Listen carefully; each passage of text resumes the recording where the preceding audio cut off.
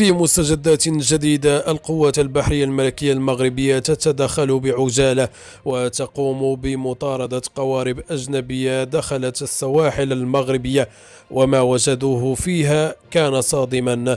وفي التفاصيل، علم لدى مصدر عسكري أن وحدات لخفر السواحل التابعة للقوات البحرية الملكية المغربية تعمل بعرض ساحل الناظور قامت صبيحة يوم الأحد في حوالي الساعة الرابعة أو السابعة مساء بمطاردة قوارب مشبوهة دخلت سواحل المملكة، ورفضت الامتثال لأوامر وحدات القوات البحرية الملكية المغربية. وأوضح المصدر ذاته أن القوارب الأجنبية رفضت التوقف والامتثال، ما جعل القوات البحرية الملكية تقوم بمطاردتهم لساعات قبل أن يتمكنوا في الأخير من إيقافهم وحجز قاربهم. كما أن هذه العملية الأمنية الناجحة أسفرت عن حجز قارب سريع وعلى متنه 10 حزم من مخدر الشيرة يبلغ وزنه الإجمالي ما يعادل 350 كيلوغراما. وأضاف المصدر ذاته أنه تم نقل شحنة المخدرات والمعدات المحجوزة نحو ميناء الناظور، ثم سلمت لمصالح الدرك الملكي، وذلك بهدف القيام بالإجراءات الإدارية الجاري بها العمل. وفي خبر آخر، الصيادون الإسبان يطالبون بمنع السفن المغربية من الصيد في سواحل إقليم الأندلس وسبت ومليليا المحتلتين، معتبرين أن ما يجري ينطوي على إفلات مجاني من العقاب.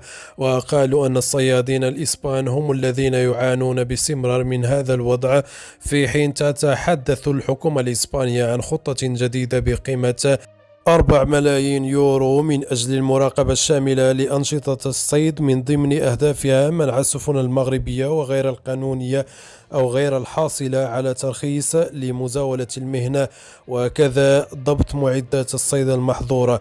ويمنع المغرب بدوره استخدام الشباك العائمة. وتقول وزارة الفلاحة والصيد البحري والتنمية القروية والمياه والغابات أن هذه التقنية تستخدم أساسا في صيد سمك أبو سيف في المحيط الأطلسي والبحر الأبيض المتوسط، وغالبا ما تكون هذه الشباك غير الانتقائية سببا في صيد غير مقصود لأنواع أخرى من المحمية مثل الدلافين والحيتان والسلاحف البحرية. وكانت الوزارة قد نفذت مشروعا للتخلص من الشباك العائمة يتكون من عنصرين: الأول هو منح التعويض من أجل القضاء على المعدات، والثاني التعويض عن خروج السفن من دائرة الصيد، حيث انطلق البرنامج في أكتوبر 2010 لتدمير الشبكات، وفي شتنبر 2011 لهدم السفن، ثم في نهاية يناير 2013 جرى تعويض 273 صاحب سفينة من أصل 263 التي تم إحصاؤهم. نشكركم على حسن المتابعة.